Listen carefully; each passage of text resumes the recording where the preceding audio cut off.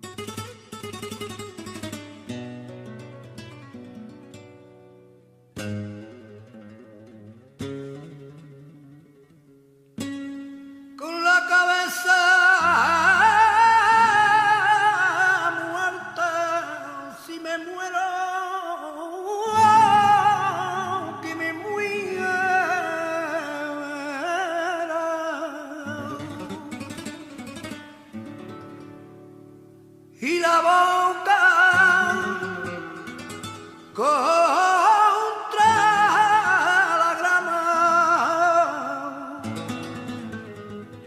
muerto y 20 veces muerto.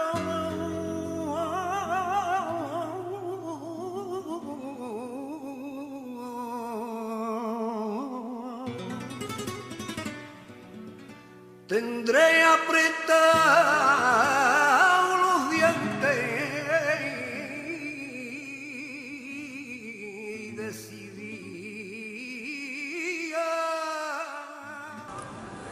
Y de nuevo en Triana y en las tertulias de Ricardo Viñó. Aquí tenemos hoy como invitado. Buenos días, Ricardo. Buenos días, Carlos. ¿Cómo estamos? Estamos magníficamente bien y hoy mucho mejor con lo que el espectador que traemos, que va a ser personaje de esta historia.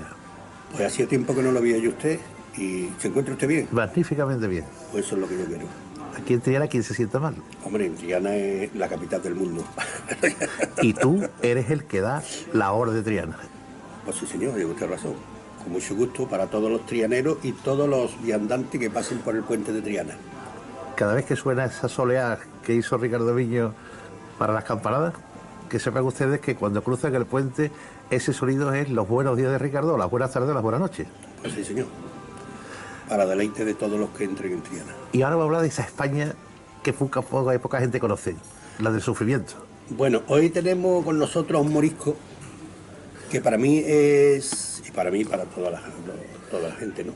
Es de los que quizás hayan conseguido más en el mundo del flamenco.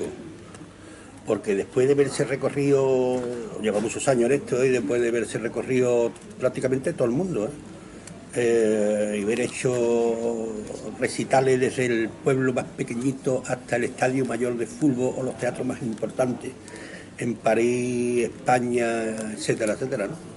Pues está siempre con algo nuevo sacando, ¿no? O sea que él no para de investigar y de sacar trabajo. Y luego después es una persona que ha luchado y lucha mucho por la igualdad, ¿no? Para que el ser humano se sienta cómodo y no padezca de nada, ¿no? O sea, ahora hay mucha gente que lucha, pero luchar hace 30 o 40 años era más complicado y muy complicado, ¿no?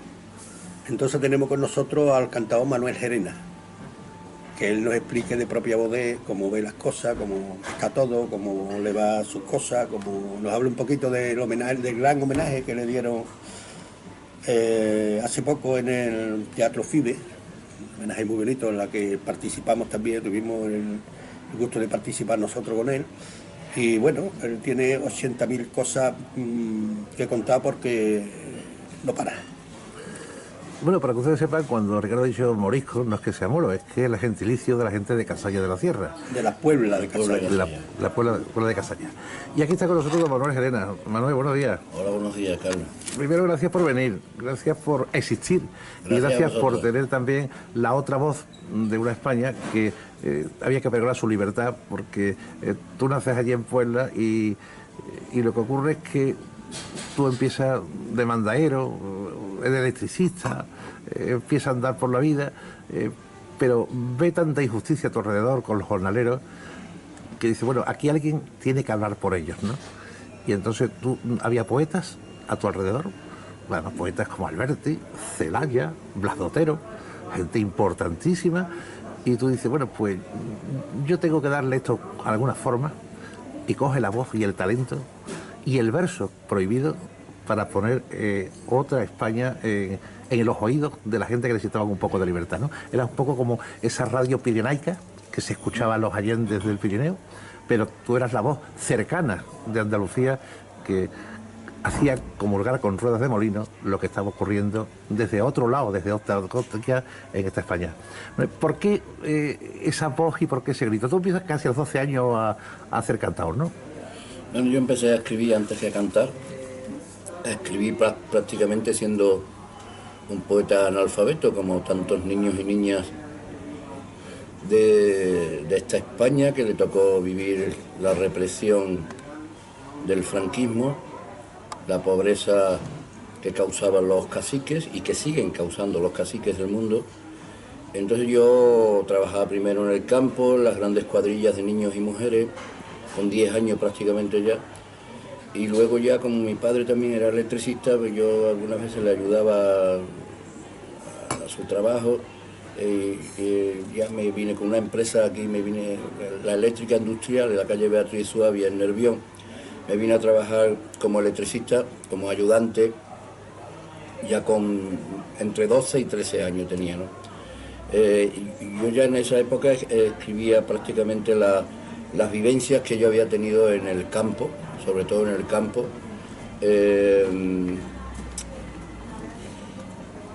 Y ya aquí yo en Sevilla capital me hice un poco más yo ya militaba prácticamente en las comisiones obreras del campo, y aquí ya me pasé a las comisiones obreras del metal, porque ya era electricista, y entonces todo eso a mí me fue causando mucha inquietud laboral, social.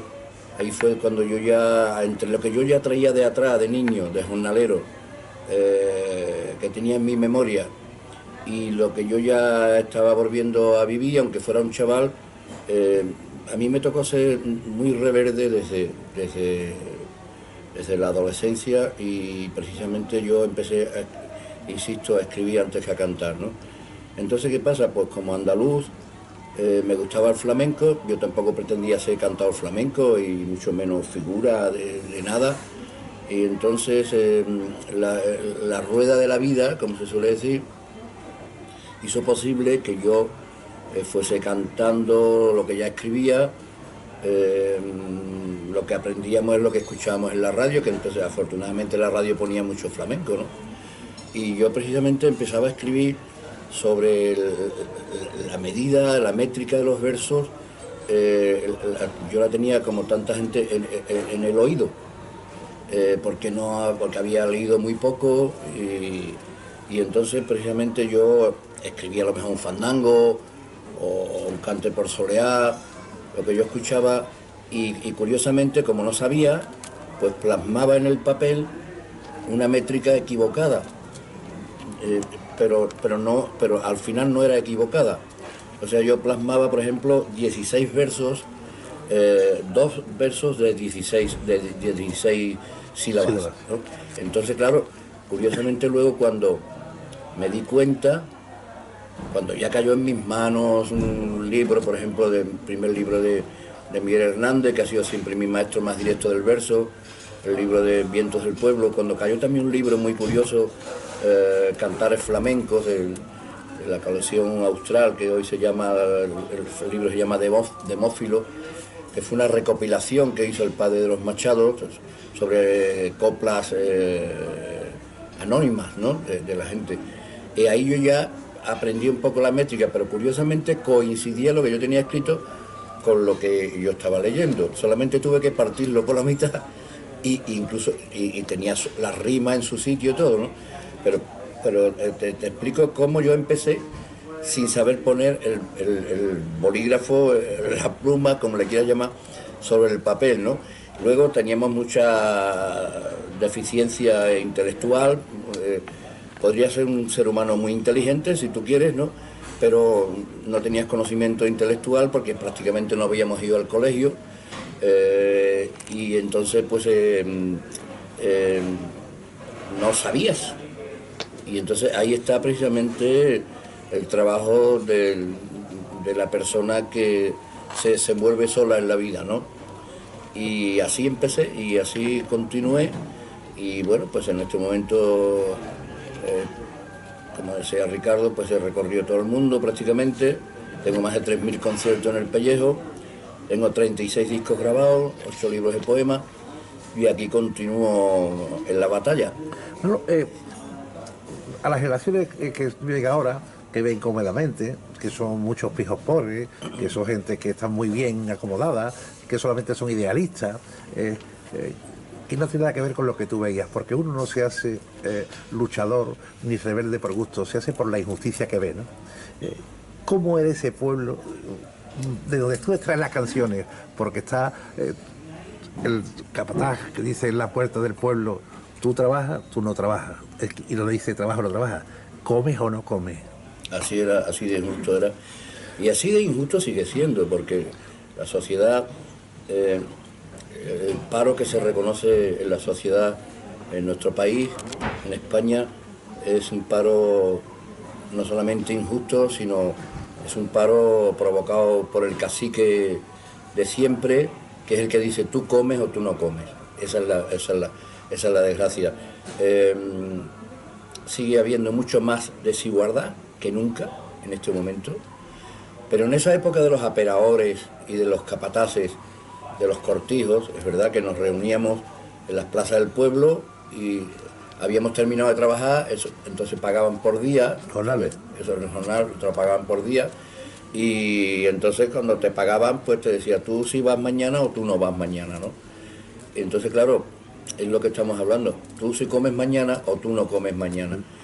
Las tiendas, yo me acuerdo, mi madre me mandaba muchas veces a la tienda, la pobre criatura: niño, dile a fulanita que te deje el fiado, y ya la lista del fiado, pues no ve cómo iba, ¿sabes?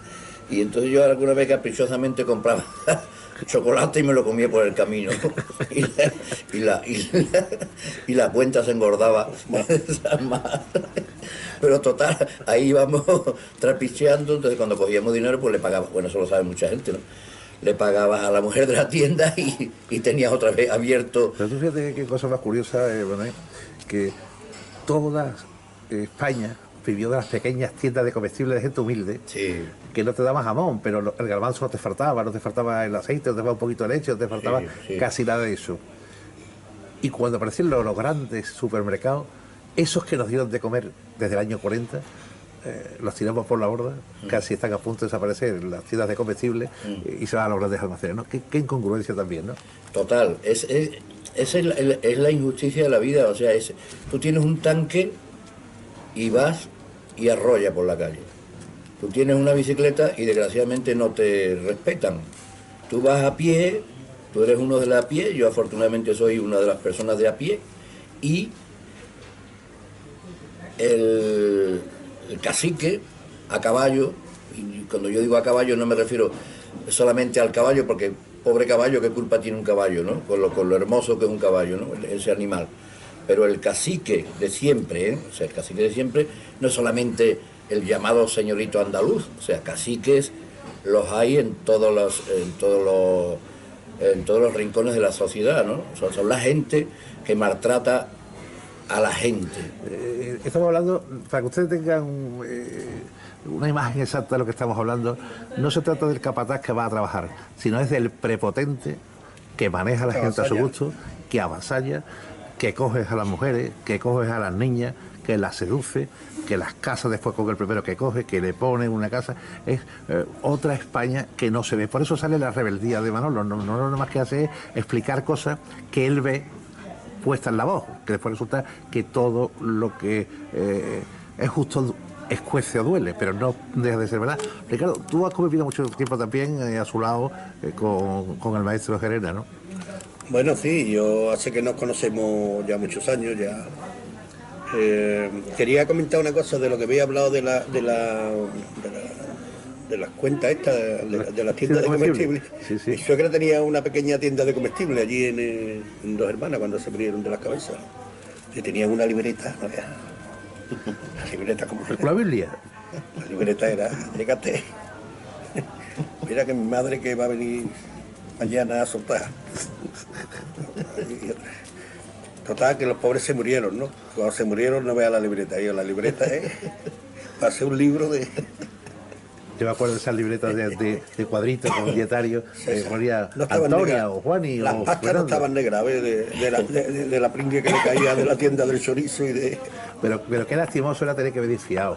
Qué duro era, porque había una vergüenza, porque era una necesidad. A nadie le gusta pedir que dejen algo y Ya menos te para comer, ¿no? Cobraba también y pagaba a final de mes cuando cobraba y cuando no podía cobrar porque te faltaba dinero, pues... Si es que no había nada, no había nada. Si lo que había era vida como era, ¿no? Si es que no había nada, yo me acuerdo que, bueno, cuando compraba una vez una nevera y pasamos un coche de caballo de eso, tirando de un cuadrado que llevaba yo detrás, de nieve. un cuarto de nieve. Sí, sí. Lo picaba. La picaba y con el punzón. la liaba allí con un plástico, la metía allí dentro como podía y aquello hacía un poquito de agua y el primer televisor que compramos, Blanco y negro.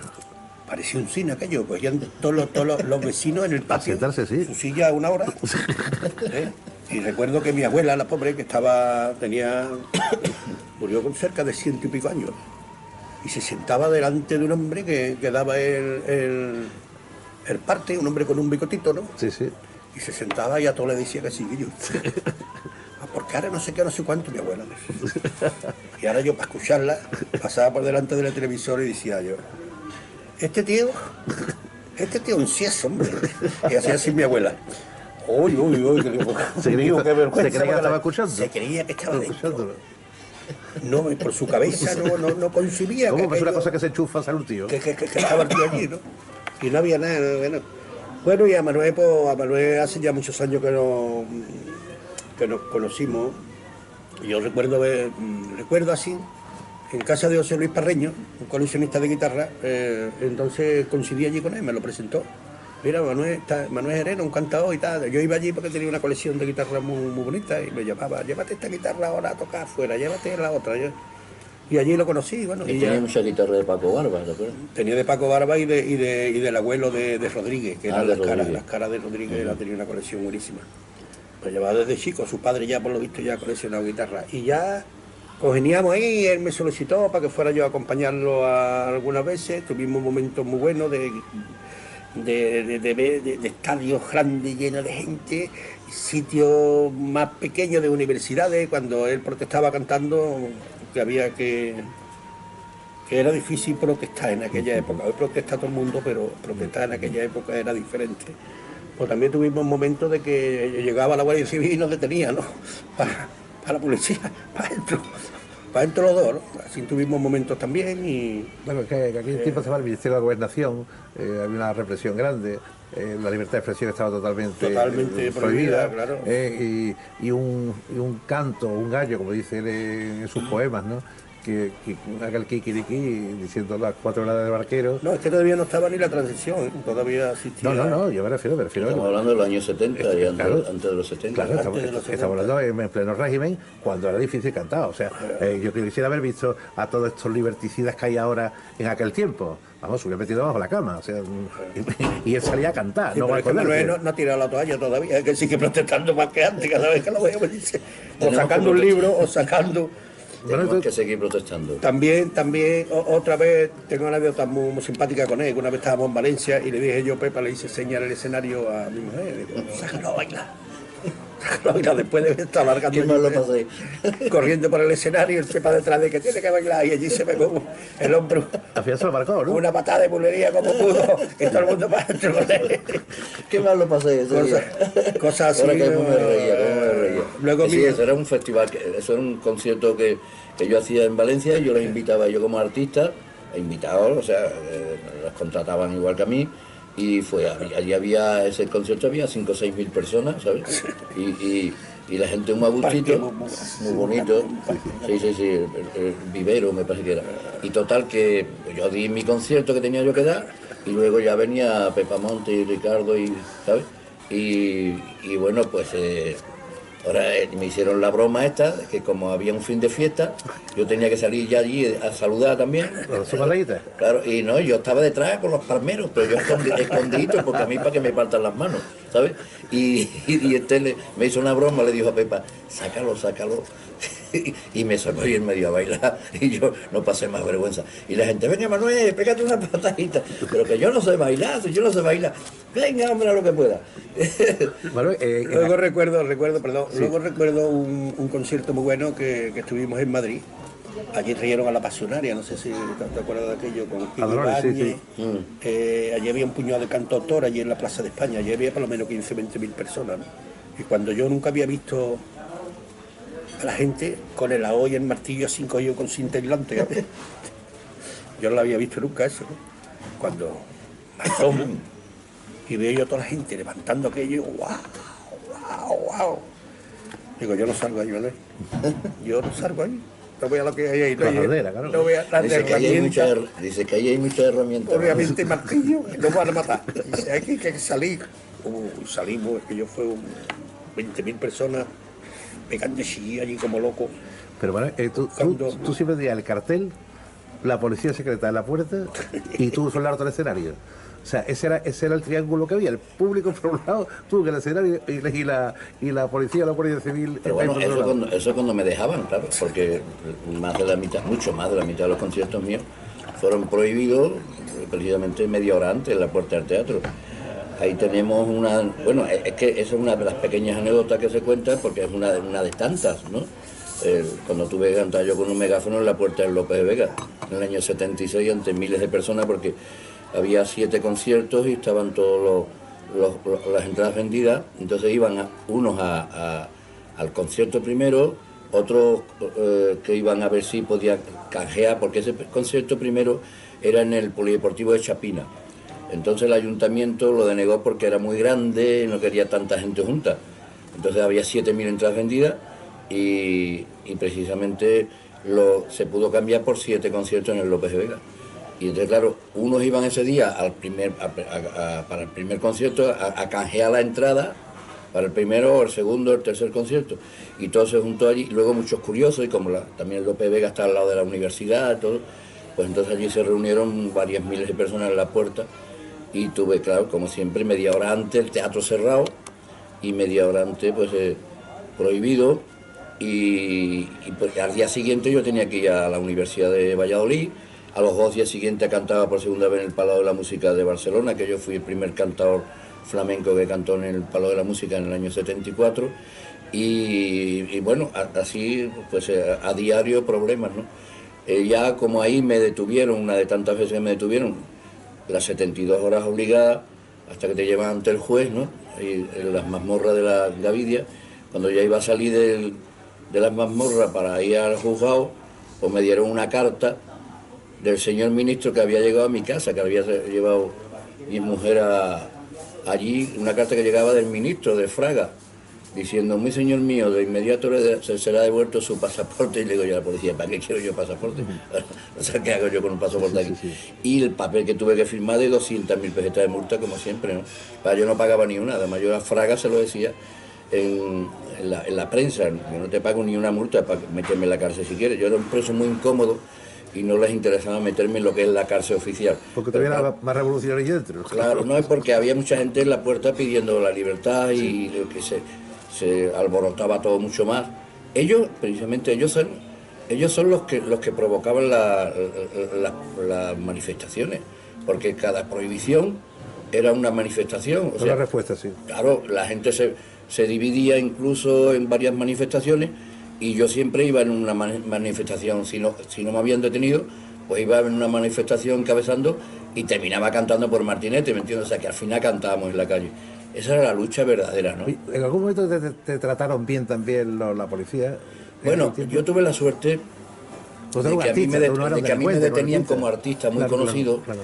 Entonces, si me hubiesen detenido como delincuente, sí, como electricista o como campesino, otro gallo cantaría. O sea, porque yo cada vez que estaba detenido escuchaba gritos y yo le decía a la policía, pero no os da vergüenza. No, aquí no se le pega a nadie, eso es que tienen conflictos ahí con uno y tal, le pegaban a la gente, a los estudiantes y a los trabajadores, le pegaban, ¿me entiendes? Y entonces a mí no tenían lo que hay que tener, ¿sabes?, para tocarme, porque yo tenía muchos cientos de personas en la puerta de la comisaría esperando mi libertad, la prensa todos los días diciendo fulano sigue detenido, y a ellos no les convenía que yo saliera tocado, ni herido, ni nada, ni señalado, ¿no? Y eso me valió, incluso el hecho de estar en tantas comisarías me valía precisamente porque no les interesaba meterme en la cárcel oficial, ¿no? Entonces yo no le pagaba, yo le decía, yo no te pago ni un duro de multa, aparte de que no tenga, ¿entiendes? Porque yo, ¿para qué? Para que le sigas comprando pistolitas a tu policía represora, es lo que yo le decía, ¿no? A Fraga, porque Fraga a mí me prohibió y me multó y me encarceló más que Franco. O sea, lo de Franco conmigo era un asunto personal, ¿no? Pero... ¿Y por qué? Bueno, porque yo era muy reverde. Pero, a ver, me refiero para que la gente sepa un poco que lo que decías tú es, bueno, era una minudencia comparado con las cosas que se hacen hoy. Y una letra tuya, por ejemplo, un fandango de esos que tú cantas que levantaban al público necesitado de libertad, y por otro lado argumentaba a la policía para meterte en la cárcel. Claro, claro. Una letra de esas, para que la gente entienda más o menos qué cosas tan importancia y tan real daba lugar a eso. Hay una letra mía muy clásica de siempre que bueno, hay letras mucho más fuertes, pero esta es muy clásica y muy del campo, como yo digo, ¿no? Vergüenza debe de darte si eres patrón de estas tierras, vergüenza debe de darte que esté tan alta la hierba y el pueblo muerto de hambre, o las labras o las dejas. Eso lo sigo yo cantando, esas mismas letras sigo cantando. Sí, pero eso lo escucha cualquiera hoy y no le da importancia ninguna. No, pero sí hay que darle importancia porque hace falta una reforma agraria, precisamente. Claro, no, pero me refiero a la importancia, me refiero en la libertad de expresión que tenemos hoy, ¿no? O sea, que me refiero a que eso era... Por eso hoy cuando se habla la gente y hablan de estas libertades y se suben ya al Congreso y dicen con la boca chica, tacatá, tacatá, bueno, pero son gente que viven de sueldo de 3 o 4 mil euros, no de no tener un jornal. O sea, son gente que lo tienen todo, un iPad, 2 teléfonos, un coche, es que eso no es la representación del pueblo. Bueno, yo en esa época que llenaba muchos estadios de fútbol, muchos grandes recintos, yo, que era el que los llenaba, yo voluntariamente cobraba muy poco. O sea, yo cobraba 70.000 pesetas, que es lo que cobraba lo más que cobraba el cantautor más famoso, porque yo quería cobrar eso nada más, y se hacían taquillajes de 12, 14 millones de pesetas, que entonces era una pasta gorda, y eso iba todo para la lucha. O sea, que lo daba yo personalmente, y se lo llevaban a las cajas de resistencia para la lucha, para darle de comer a familias de obreros que estaban en la cárcel simplemente por ser obreros que protestaban en la fábrica, ¿no? Los enlaces sindicales, y por ser de izquierda, o sea, por ser comunista, por ser socialista, por ser anarquista, o sea, por ser de izquierda, por ser opositor del régimen franquista, ¿no? Entonces, hay otros compañeros, que no quiero decir nombres, porque tampoco no son ni mejores ni peores, que no lo hacían así, tenían un acuerdo con la organización de esos grandes conciertos y se llevaban el 50% del taquillaje, que en su derecho estaban, ¿comprendes? Porque ellos eran los que llenaban. Entonces hay algunos que tienen mucho dinero apalancado y yo no tengo un duro, pero esto no quiere decir nada, yo no soy mejor que ellos, ¿me entiendes? Es que cada uno es como es, o sea, no es otra forma. Manuel, Alberti, otro revolucionario también, otro un pensamiento también de izquierda, un pensamiento también buscando la libertad, te hace uno de los versos y sonetos más bonitos que he escuchado yo en mi vida, y te lo hace a ti. Sí, eso fue un pergamino, eso está escrito a pincel, pincelillo, como lo escribía así. Alberto y yo nos conocimos personalmente en Balaurí, en el sur de Francia, en el pueblo donde vivía Picasso, precisamente en un festival internacional de mucha gente del mundo intelectual y cantautores de todo el mundo, que se le hizo en homenaje a los 90 años Picasso. Y entonces allí nos conocimos. Después, al día siguiente, nos fletaron un avión con todos los participantes, que éramos más de 60, y actuamos en el Palacio de Deportes de París. Y Y después ya, como yo vivía en esa época en Barcelona, pues yo estaba prohibido ya en toda España, pues una de las pocas veces que me quitaron, que yo no tenía, que yo tenía pasaporte, una de las pocas veces, pues entonces pude ir por la frontera por Perpiñán, volví a Balaurí a saludar a Picasso, que por cierto no pude porque Picasso como está pintando no puede atender, me dijo que me quedara esa noche hasta el día siguiente y que me quería precisamente dar una cosa expresamente para mí, para una portada de disco, por lo que sea. Y como yo era tan reverde, yo digo, no, es que me tengo que ir. Le dije yo al barbero de Picasso, que es su persona de confianza, dile a Pablo que es que me tengo que ir porque yo he quedado mañana con Alberti y tenía que ir precisamente andando pues, en coche, íbamos en coche por Montecarlo hasta Roma, ¿no? Y entonces en Roma, como llegué, me llevé la sorpresa esa. Tenía Alberti preparado un pergamino, coplas para Manuel Gerena, y están firmadas en diciembre del año 1971. Sí, pero ese soneto, Manolo, dice, las coplas que a ti te salen, las escribas como las escribas, vale. Ese es el comienzo del poema, ¿no? Y vamos, lo tengo aquí porque me lo he querido traer. No, las coplas que de ti salen, te salgan como te salgan, valen, decía él. Sí. Porque tú no estás ni estamos. Para fuegos de artificio. Para fuegos de artificio cuando apenas respiramos. Escribir para cantar, cuando se canta, lo escrito ya pertenece a la mar. Te llamas Manuel, Gerena. Qué bien consuela tu nombre con la pena, que es valentía, cuando no dejan al pueblo más que pena y agonía. Pena grande que quebranta los huesos si al pueblo ponen una soga en la garganta. Canta mucho, andaluz, porque tu canta a la sombra le quita cruz y da luz, y canta y sigue por delante, que a ti te sabre toda España a la honda voz de tu cante. No, es un mensaje, palabra por palabra, describiendo primero la hombría de bien, segundo ser un sí campeador luchando ahí contra todos los y molinos de viento, no me meteré como Quijote, pero además de verdad, como dice, yo cojo mi jornada y el resto para aguantar y que puedan aguantar la gente en las cárceles sometidas a todo el proyecto de gente muy buena, porque ha habido muy buena gente en la derecha y en la izquierda y en el centro, ha habido gente buena en todos lados, y entonces él es representativo en este momento de esto. Bueno, yo... ¿qué estás haciendo ahora, Manuel? Ahora estoy liado con el último disco de Miguel Hernández. Tú siempre tienes algo en mente y siempre estás... Ahora estoy liado con el último disco de Miguel Hernández, que la casa lo saca la Warner Music ahora el día 29 de septiembre. Y el día 12 tengo un concierto especial en Madrid, en el Teatro Fernán Gómez, para que lo organiza el Ayuntamiento de Madrid para presentar el disco, precisamente. Y estamos preparando el otoño y luego ya todo el primer semestre del año que viene, con motivo del 75 aniversario de la muerte del poeta del pueblo, de Miguel Hernández, de mi maestro del verso, ¿no? Pero curiosamente, Manolo, a pesar de que hablas de Miguel Hernández, yo creo que hubo también otro un poco anterior, que era Vicente Blasco Ibáñez, otro luchador nato. O sea, él podía haber sido un premio Nobel de literatura y sin embargo, por estar siempre pregonando otras ideas distintas a las que había en ese momento, fue perseguido y bueno, tuvo que marcharse casi fuera de España y estar, ¿no? Pero a mí Miguel Hernández es el poeta del mensaje, es el poeta muy cercano, es un poeta que habla en andaluz, un poeta que se entiende perfectamente y que tiene mucha consistencia todo lo escrito anteriormente en pleno siglo XXII.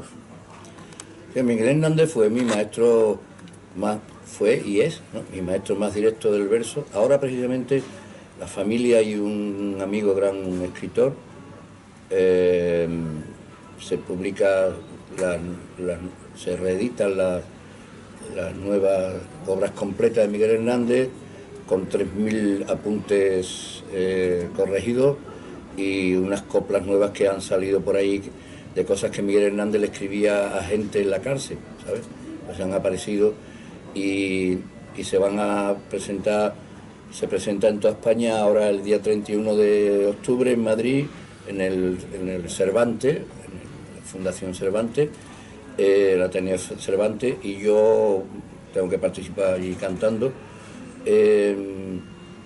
Hace pocos días tuvimos un acto muy bonito en Madrid, en el Ateneo de Madrid, que vino también la familia de Miguel Hernández, que son muy amigos míos, y se le puso, el director de Correo de España presentó un sello oficial que se le ha hecho a Miguel Hernández, que ya está, que ya en los correos se puede comprar, o sea, un sello de estos que vale 2 euros. Sí, la filatelia le ha Eso hecho... es, y que, bueno, que son sellos ideales para poner sí, en de las uso, de cartas, uso. ¿no? Entonces, pues ahora, durante lo que queda de año y durante todo el 2018, va a seguir siendo el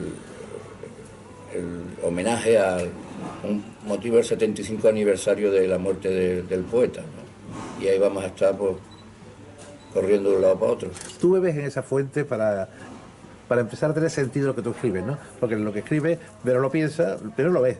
Segundo, lo sueñas por la noche y después lo escribes por la mañana y después buscas la métrica, que es lo que te faltaba un poco. Yo lo hago todo, afortunadamente, de una vez, ¿no? Yo escribo todos los días, prácticamente casi todos los días. No me refiero a los comienzos, Marón, no me refiero a... no, los comienzos, los sí, comienzos, que te claro. faltaba esa tesitura, digamos, de la gramática, de la interpretación del verso, de su cuestión del predicado, de la métrica, eso era complicado. Sí. Porque de hecho hacía a lo mejor un endecasílabo y resulta que después los compañeros eran 2 séptimas rimas, o sea que en un momento determinado tenías que... La métrica, los que escribimos, la tenemos en el coco, ¿no? Sí, la sí, métrica sí. no hace falta, nosotros que escribimos coplas, Pensamos como ya yo digo, directamente, sí, no estamos todo el día con el dedito. Sí, no, pensamos Hacemos directamente.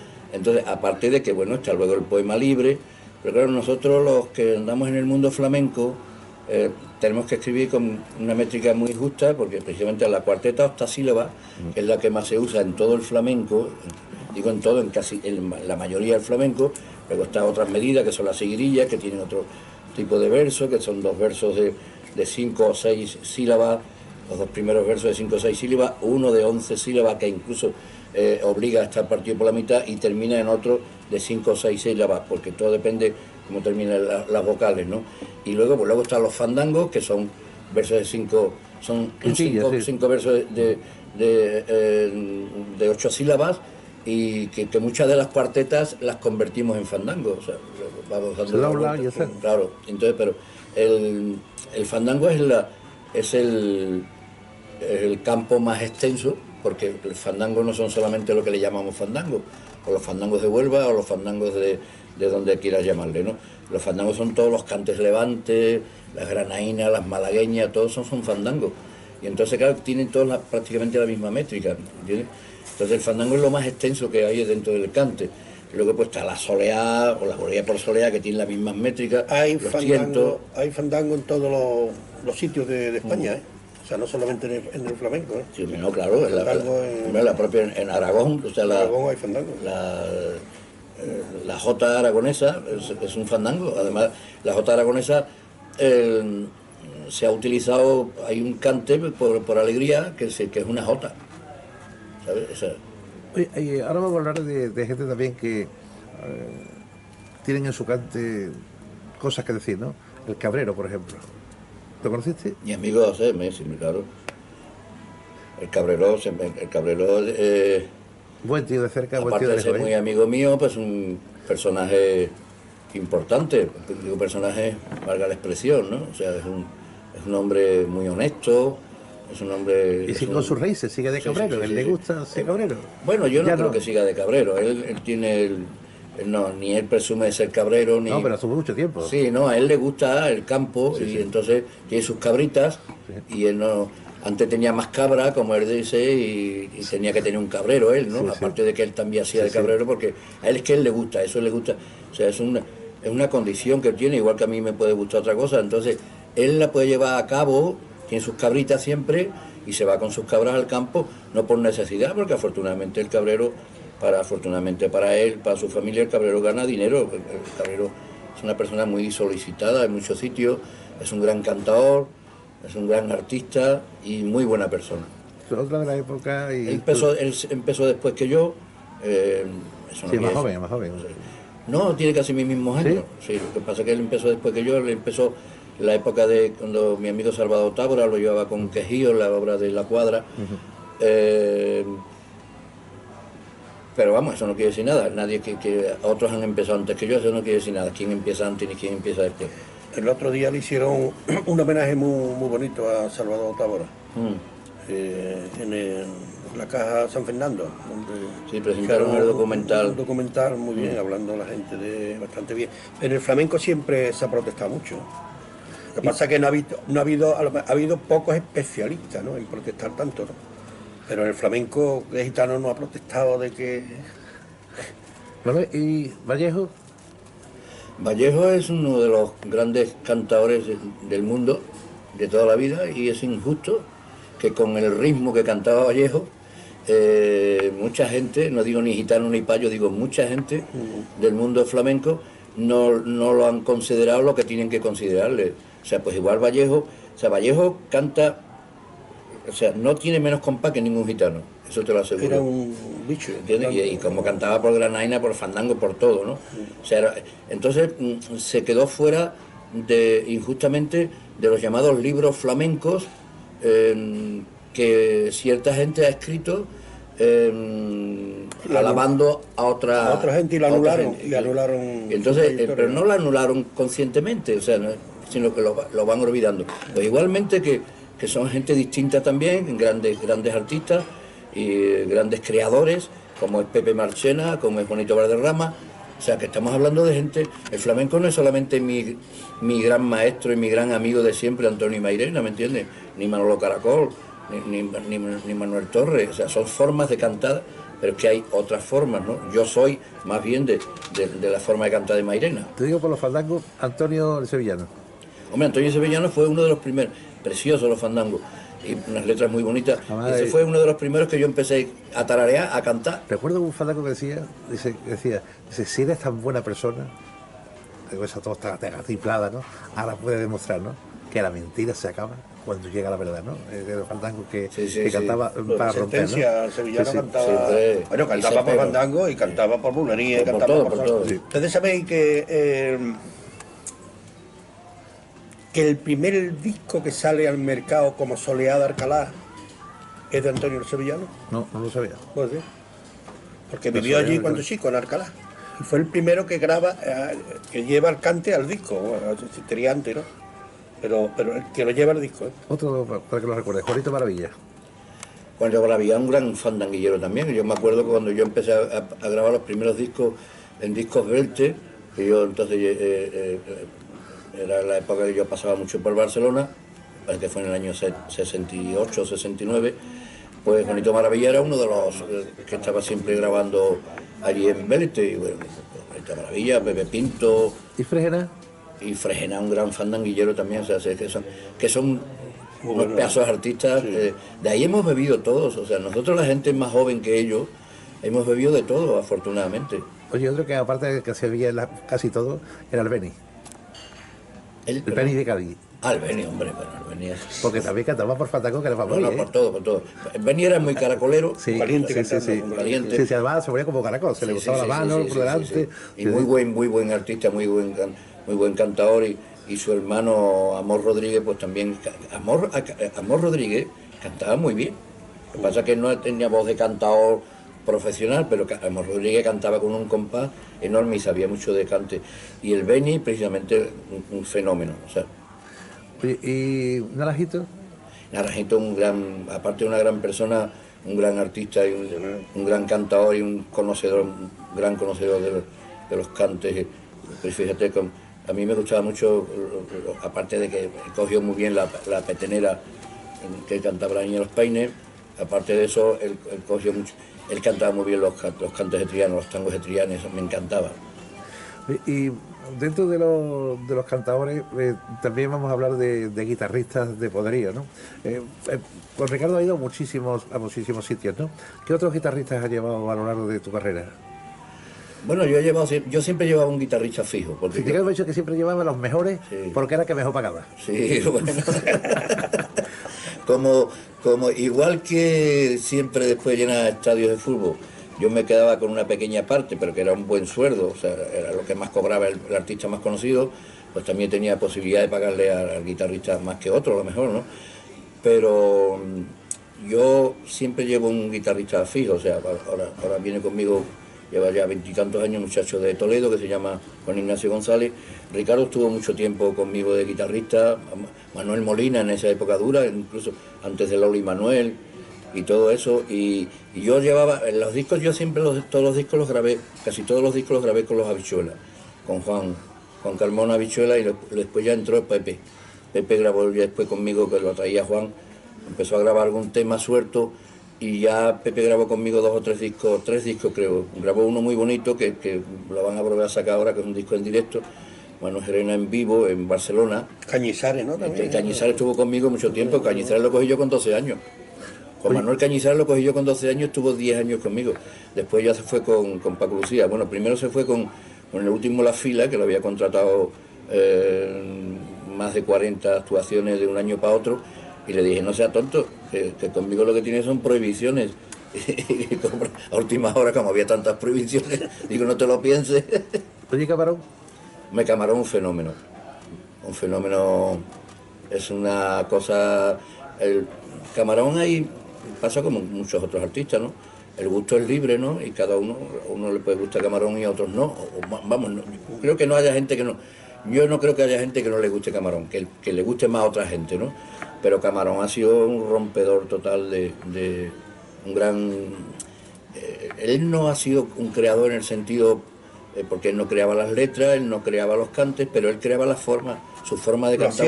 Lo hacía de él. O sea, Camarón, ahí está, Camarón. Y cuando se habla de Camarón, pues Camarón. Yo recuerdo a nuestro añorado amigo,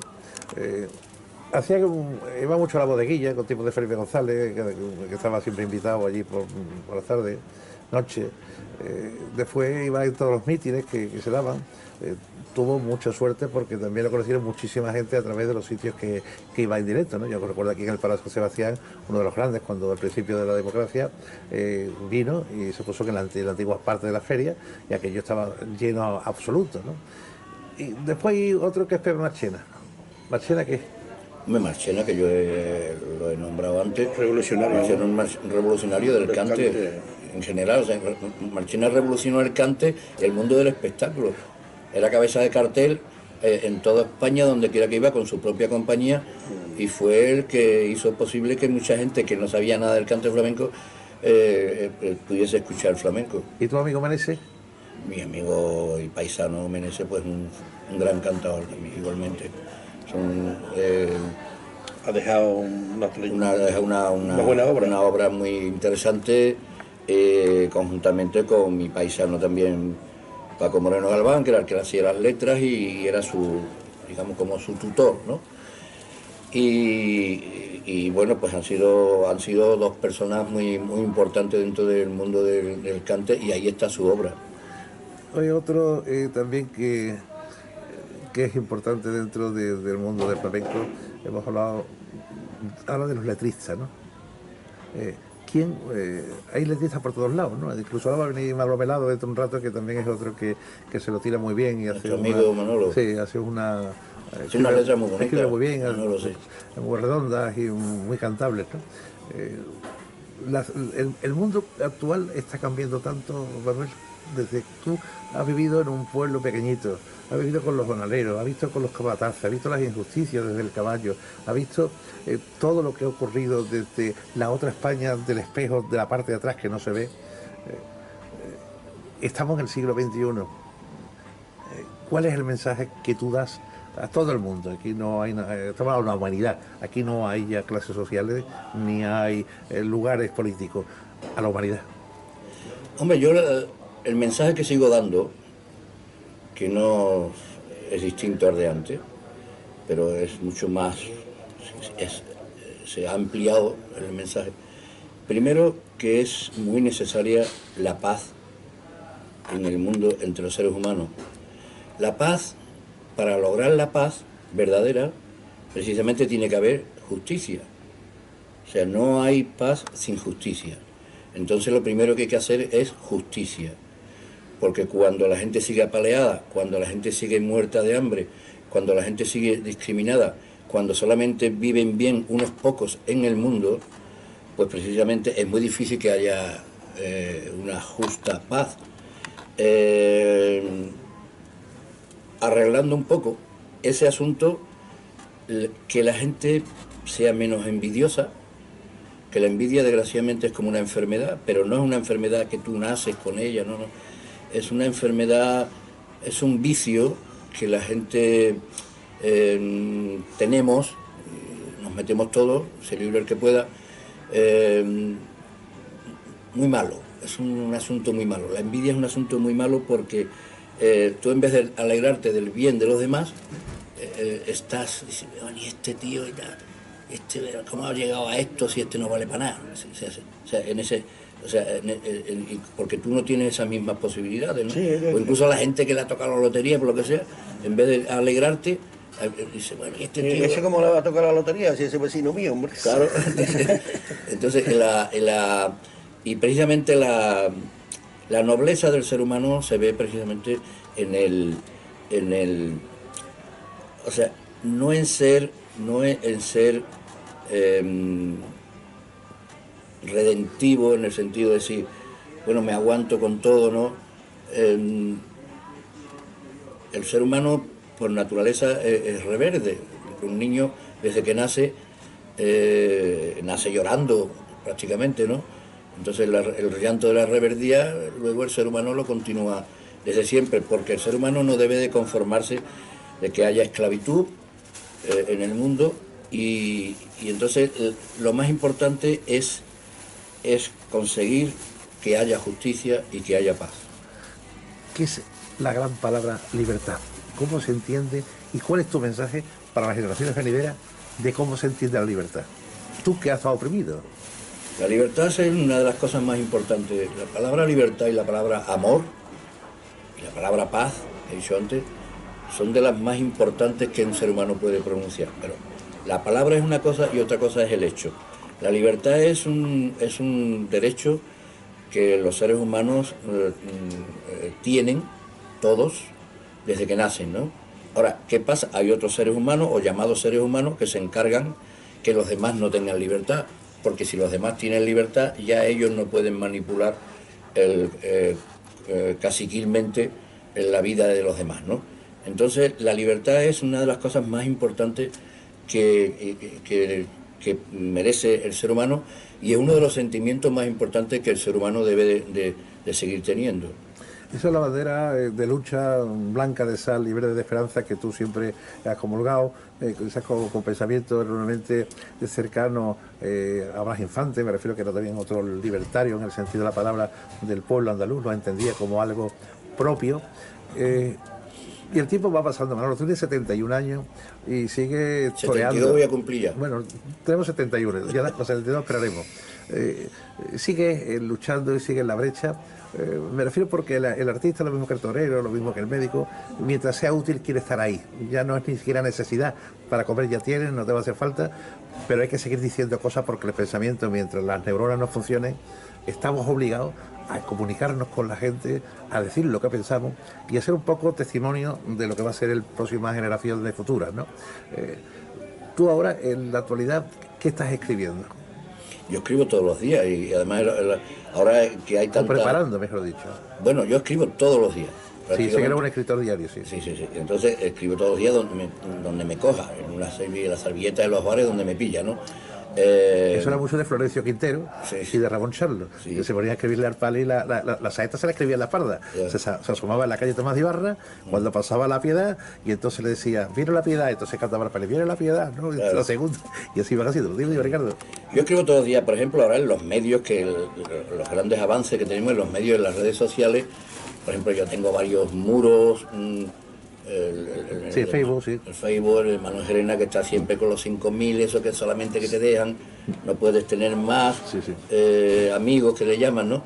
Pues entonces, yo en vez de escribir un comentario de lo que pienso en ese momento, en Facebook o en Twitter, pues yo lo que hago es que escribo una copla directamente, y la plasmo directamente en ese momento allí. O sea, vamos a ver, yo no tengo complejo para decir, no, hombre, ¿cómo voy a escribir yo una copla y se la voy a dar a la gente si yo soy una persona que tengo 36 discos y 8 libros de poemas publicados? Yo, ¿cómo me voy a atrever? Y si esto no sale bien, no, no, ¿cómo que no sale bien? Vamos a ver, no tiene, cuando uno escribe espontáneamente, tú no piensas cómo sale, si sale mejor o peor, tú estás expresando tu sentimiento y la gente tiene que aceptar que tú le estás regalando algo muy importante. Entonces yo, en vez de regalarle un comentario, le regalo una copla. Entonces, ¿qué pasa? Que hay muchas que no se tocan. Hay muchas que yo las retomo todas después y son poemas nuevos para distintos libros. Ahora estoy preparando un libro nuevo de 1000 páginas que se va a llamar precisamente Un reverendo con causa, que es lo que yo soy de toda la vida, un reverendo con causa.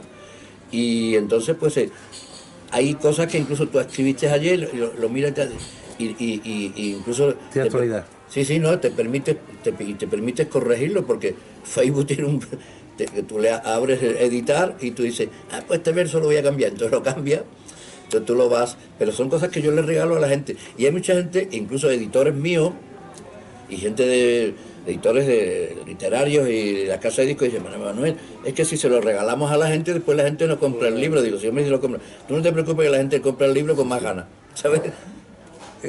Manuel, estamos haciendo esta entrevista con Manolo Gerena, porque como cantador todo el mundo lo conoce, pero queremos estar en la persona. Es una persona culta, una persona accesible. Bueno, culta, yo no tengo certificado de estudios primarios todavía. Moderada, sí, me refiero a una anécdota que os voy a contar es que a mí me da mucho miedo del coche, ¿no? De los viajes largos. Bueno, no es que me dé miedo, ¿no? Yo conduzco también, pero que voy siempre frenando. Si voy al lado del conductor, voy frenando yo siempre. Y te puedo asegurar que yo no me he montado con nadie en un coche que sea capaz de ir a Barcelona a cantar y que se vuelva. Pero es que cuando volvía tenía 4 o 5 poemas escritos. No sé cómo lo hace, ¿no? Manuel, ten cuidado, Dios, que vamos a ir a Barcelona, que está más lejos que Dios, ¿eh? Llegábamos a Barcelona, tocábamos, cantábamos, cogíamos el coche otra vez, para Sevilla. Pero eso ¿Cómo es? Eso lo hacía Belmonte y eso lo hacía el Mani lo contrataron, Bueno, lo contrataron allí en Barcelona. Él, conduciendo. Y se puso que lo de se acordó de su gine y cogió y se volvió otra vez para acá, para Sevilla. O sea, pero y conducir, cantar y volverte y está escrito. Oye, ¿hoy ha escrito algo, Manuel? ¿O todavía no, porque... ¿Y ayer de qué fue? ¿Ayer de qué fue? Ayer fue precisamente... Sí, he leído yo algo en el Facebook. Ayer fue unas cosas que me saldrían muy bonitas porque la gente ha estado ahí mucho me gusta y con muchos comentarios. No me acuerdo del tema, pero el tema de ayer creo que era pues... escribiendo todos los días. Precisamente por la libertad. O sea, precisamente encabezando con el título de uno de mis discos que más se vendieron en los años 70, el Cantando la Libertad. Sí. Pues precisamente a través del título Cantando la Libertad, ¿no? Entonces, pues me parece que sigue diciendo, si mi libertad no es la tuya, entonces mi voz no vale para nada, o cosas así, ¿no? O sea, sigue perenne Serrat, sigue perenne el Canto de la Libertad contigo. ¿Cuántos Miguel Hernández hay ahora mismo en las voces? Hombre, Miguel Hernández, afortunadamente... hay algunos, ¿no? Pero desgraciadamente no hay tantos, ¿no? Porque Miguel Hernández nada más que hay uno. Entonces, ese gran poeta que yo, fíjate que yo, es mi poeta, como se suele decir, de cabecera, a pesar de yo ser un gran amigo de siempre de Rafael Alberti, de Blas Otero, de Celaya, Neruda también nos conocimos en París, de Benedetti. O sea, Mario Benedetti, qué personaje, claro, de grandes poetas, qué enamorado de la vida. De grandes poetas. Sin embargo, a mí me tiró Miguel Hernández desde que los 13 años, cuando cayó en mis manos su primer libro, Vientos del Pueblo. Yo también era un niño que en esa época, pues, intelectualmente no tenía mucho conocimiento, como tantos niños que no podíamos ir a las escuelas. Yo fui a la escuela hasta los 9 años. Entonces, después, a los 10 años, estaba trabajando en el campo, ¿no? En las grandes cuadrillas de niños y mujeres. Entonces, luego yo soy una persona como tantas otras gente que se han formado por la vida, no te digo solo, porque solo no se forma nadie, pero vamos, andando solo y tropezándote con gente y preguntando, porque yo le pregunto a todo el mundo. Cualquier cosa que no entiendo, lo pregunto. Y el Blas de Otero es una gran poesía, una gran desconocida, ¿eh? Y es extraordinario Blas de Otero en sus poemas, unos mensajes extraordinarios, precioso. unas métricas muy medidas y correctas. Me y queda sobre la todo, palabra, se queda la Blas de palabra. Otero. Sí. Blas de Otero se hizo muy amigo mío, él me escribió también un prólogo en el disco Cantando la Libertad. El disco de Cantando la Libertad lleva el prólogo de Blas de Otero y como tantos otros poetas. ¿Y Juan Sierra? A Juan Sierra no le he leído yo mucho, no tengo mucho conocimiento de él, pero vamos, sé que precisamente es un gran poeta. ¿A Joaquín Romero Brugue? ¿Has leído algo? No lo he leído mucho, pero es un fenómeno. Joaquín era un enamorado. Joaquín fue el alcaide del Alcázar, un enamorado de la vida y de la mujer. No había extranjera que no pasase por aquí que no la llevase al estanque de los lotos, o quizás a ese cueva tan entrañable del Alcázar como son los baños de María de Pineda, que es un lugar también entrañable, muy cercano. Y estamos siempre rodeados de gente y sobre todo de los grandes poetas también olvidados, y otros que son más Barrios Placeros, por ejemplo, ¿no? Es otro poeta incalculable. Hay un poeta también que vivía en Alcalá, en Coca de la Piñera, que era Armando Gutiérrez, que era un gran declamador también, y estamos rodeados siempre de poetas. Hay una poesía moderna que también está en evolución, ¿no? Pero sin embargo tú sigues escribiendo con el sentido original tuyo, es decir, tú no sales de tus raíces, o sea, tu libertad, la injusticia y el demostrar a los demás que todo es mejorable, ¿no? Bueno, yo en métrica he cambiado mucho, me sigo escribiendo con la métrica, la octasílaba, o sea, Sí. que es la que más domino, sobre todo la cuarteta octasílaba, a golpe de cuartetas se escribe muchas cosas, pero yo últimamente llevo muchos años escribiendo con mucha libertad, de métrica y no de ritmo, porque la poesía tiene que tener ritmo, no me refiero a la rima, sino al ritmo. O sea, tú tienes que escribir con ritmo, ¿no? Tú tienes que tener un sentido rítmico dentro de ti, igual que el que toca la guitarra, o el que canta, o el que hace las palmas. Entonces el que escribe tiene que tener ritmo dentro de sí mismo para plasmarlo luego en el papel, que el ritmo, insisto, no tiene nada que ver con la rima. Pero yo sigo escribiendo siempre con rima. O sea, para mí sería incluso mucho más fácil, hay cosas que se me quedan atascadas porque me obligo a la rima. Y entonces, si yo escribiese más libremente, como escribe muchísima gente, grandes poetas, grandes escritores, pues escribiría incluso más cantidad. Pero, no sé, me sigo obligando a la rima. Vamos a hacer también, ya estamos finalizando la entrevista, un agradecimiento a todos los compañeros tuyos que se han volcado en ese homenaje que te dieron hace unos días en Fibes, ¿no? Ahí no ha ido nada más que los que tenían que ir, los grandes de verdad y los que reconocen tu talento, tu trabajo, tu historia y tu trayectoria. ¿Quiénes fueron allí? Fueron Serrat también, ¿no? Bueno, Serrat quería haber venido, no pudo venir porque no se pudo cambiar la fecha, porque ya tenían la fecha también cerrada, cerrada la fecha también con otros artistas que otros días no podrían, ¿no? Entonces, por ejemplo, Poveda, Arcángel, etcétera, ¿no? ¿Quiénes son los que fueron? Pues al final fue Poveda, Arcángel, Ricardo Miño con Alberto, su hijo. Que te acompañó, una Atalanta preciosa, la acompañamos. Sí, bueno, Víctor Manuel también. Víctor Manuel, como cantautor, Víctor Manuel, el Pele. El chico de Rancapino. El Rancapino chico. Qué buen cantador, padre también, ¿eh? Este muchacho de ahí de los Palacios, que canta muy bien. Sí. Se me ha ido el nombre ahí. Uno de los Palacios que canta muy bien, hombre. Vaya tela. Hay uno que canta muy bien también en Alcalá, que fuimos nosotros, que nos llevó Ricardo a escuchar Soleadas de Alcalá, en las cuevas de Alcalá, ¿verdad, Ricardo? Con un magnífico canto que se llama Antonio Hermosilla, que la memoria nos viene bien. ¿Cómo se llamaba? No me acuerdo. El Cantador de Alcalá. Al cantor de Alcalá. Bueno, ya no acordaremos, ¿no? Vamos a parar la entrevista porque perdemos el ritmo. Por nosotros, primero, Manuel Arena, darte las gracias por ser como eres. Segundo, pues, por ser una bandera en movimiento, con el talento y con la voz y con lo que estás dejando, para que removéis un poco los espíritus y que sigan buscando el ansia de la libertad. La libertad es el equilibrio exacto del fiel de la balanza, ni las derechas de dictadura ni las dictaduras de izquierda, es justamente donde el ser humano se sienta bien, sin opresión, y en la libertad absoluta de saber respetar los derechos de los demás y que termina donde empiezan los tuyos. Eso es el entendimiento de la libertad, no existe otro. La libertad es, como dice, vivir sin envidia, es levantarse por la mañana sin necesitar nada. Es decir, yo cuando me levanto por la mañana digo, yo tomo café, me sobra todo. Nunca me ha movido el dinero y he podido tener muchísimas cosas, pero yo creo que cuando uno es altruista y entonces los mueven otros elementos interiores, comer se come en un momento, da igual con un bocadillo que un hotel de 5 estrellas, que un restaurante de 4 tenedores, es lo mismo, porque no hace falta alimentar el espíritu, y ese espíritu lo mantiene vivo un señor con el don, como lo diría don Antonio Mairena, que se llama don Manuel Gerena. Don Manuel, antes de despedirlo, tenemos que cerrar siempre y darle las gracias a Ricardo, que es el hombre que abre la tertulia siempre suya. Mi amigo Don Ricardo. Bueno, Las pues fotos entrañables, otra vez los dos maestros unidos.